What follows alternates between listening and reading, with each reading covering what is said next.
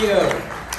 Thank you. I've been telling everyone the Crocodile Club is back, and they all go, why? People have been telling me, they go, that is the dullest lunch in the world. It's so boring, and I disagree. I feel like the 6 hours have flown by like 3. 90 minutes.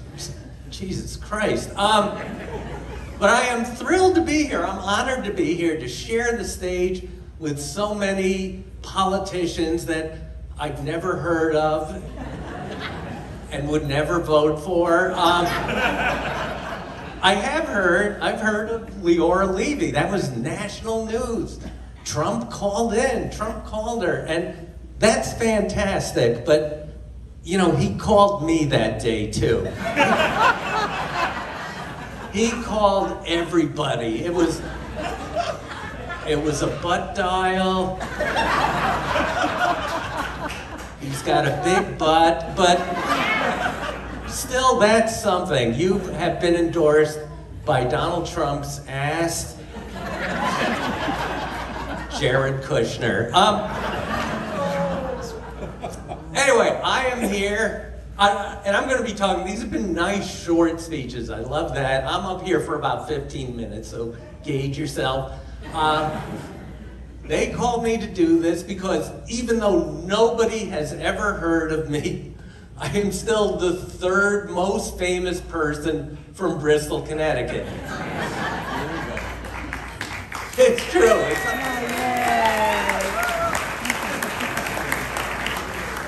Don't applaud your shame. And by the way, I mean, I appreciate what they've done. Why are Christmas decorations up in August? Anyway, I am the 3rd most famous person. Number 1 most famous person, Gary Berghoff. Yes. He played Radar O'Reilly on MASH, and then nothing for the next 45 years. Do we have any relatives of Gary here today? Good, everyone in Hollywood hates him. So, Gary Berghoff, number 1. Number 2, Aaron Hernandez. Yeah, not returning phone calls. So they came to me. I'm number 3, some Jew you never heard of. Not only have you never heard of me, but if you grew up in this town, you may never have seen a Jew before. This is what we look like. I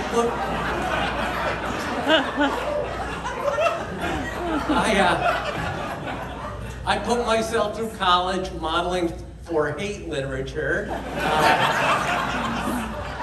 Mel Gibson paid for my senior year, and before college, I was the only Jewish student at Bristol Eastern High School.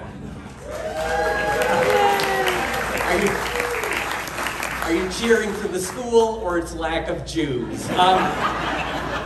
Yeah, I'm wearing blue and gray for Lancers. So, yes, I was the only Jewish student, and yet still my mother said, I only want you to date Jewish girls.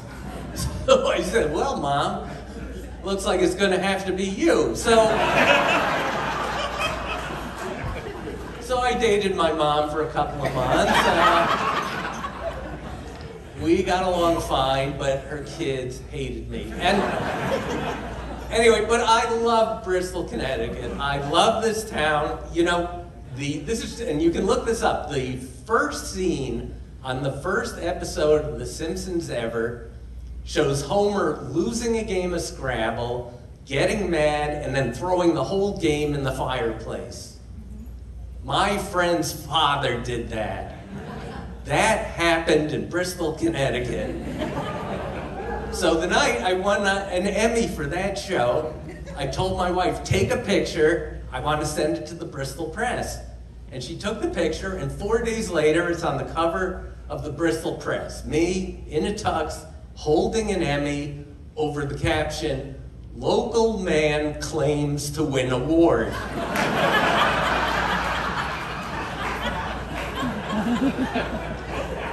The Bristol Press hates me. I don't know why. I don't get it. You know, because of my work with the Simpsons, I've been interviewed by 300 newspapers. I've been interviewed in places that don't like Jews at all. I'm talking Iran, Iraq, Syria, South Carolina. And the only place I ever got a bad write-up was in the Bristol Press. The Bristol Press, Hartford County's school newspaper. But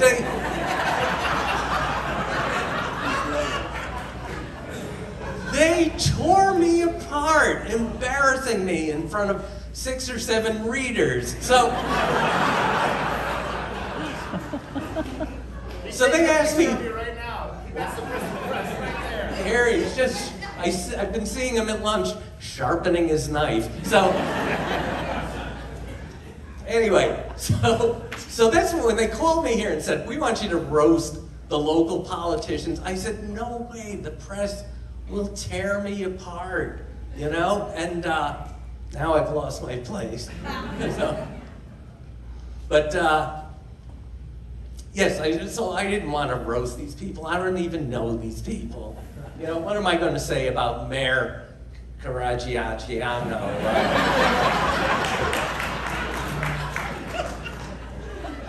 I don't know this guy. I mean, I got a good joke from Ellen Zappo. She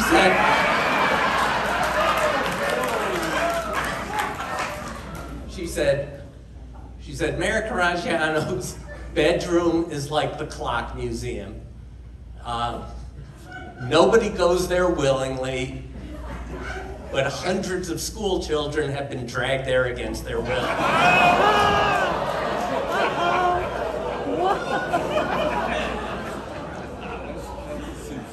I'm not going to tell that joke. I'm not going to tell that joke because the next day in the Bristol Press, they're going to say, local man insults clock museum. But I'm not going to insult Mayor Caragiacciano because when I was a kid, my dad would tell me, don't insult the Italians. I mean, this is a long time ago, but the mob used to run Bristol. I mean, they lived in West Hartford because the schools were better, but they weren't here, you know? And if you insulted the wrong person, you'd wake up with a horse's head in your bed. And now, mind you, the horse's head came from the Carousel Museum. And local man insults Carousel Museum. But what is it with this town? We have a Carousel Museum, and we have a watch and clock museum. Basically, if it turns in a circle and doesn't go anywhere,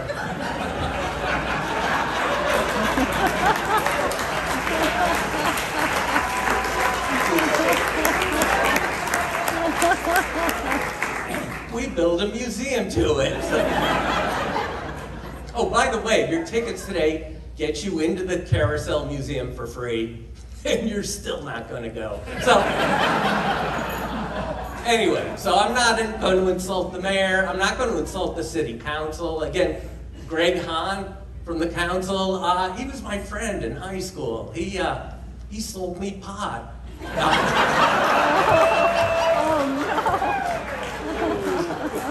Not in high school, last week. No, now that's not true, but is there Cheryl Tebow on the council? Grace? There. So, I knew a lot of Tebows growing up. I mean, this town, everyone was named Tebow, Levesque, or Pelletier. That's it. 50,000 people, 3 names. But this is a true story, unlike the Greg Hahn, which is, I had a good buddy in junior high named Gary Tebow, and one day I came in with the news. I said, John Wayne just had cancer surgery, and he now has 1 lung.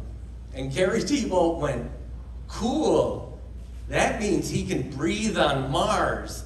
Oh, no. And that's when I knew I had to get out of this town. And I gotta be honest with you, it is not easy for me to come back here to insult a bunch of nice people for free, but I do. I love this town. I think it's so true, the Bristol slogan, Bristol all heart. Now, you know, the acronym for Bristol all heart is BAH! Didn't anyone notice that? Nobody checked? What did they reject? Bristol, always really fun. Barf!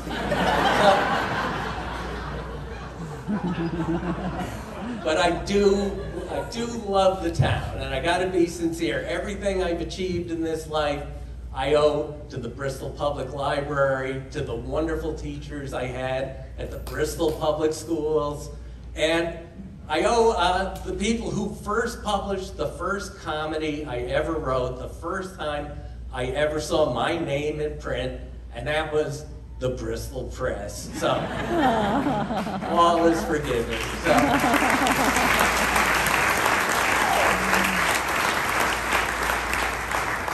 So that's it. I am very proud to be from Bristol, Connecticut. I'm not happy to be here right now. I've been here 22 hours. We've done everything. I mean, my wife is going out of her mind. So as soon as this lunch is over, I'm going to get on a bus. I'm going to Plainville. And I'm going to crap on their politicians. Thank you.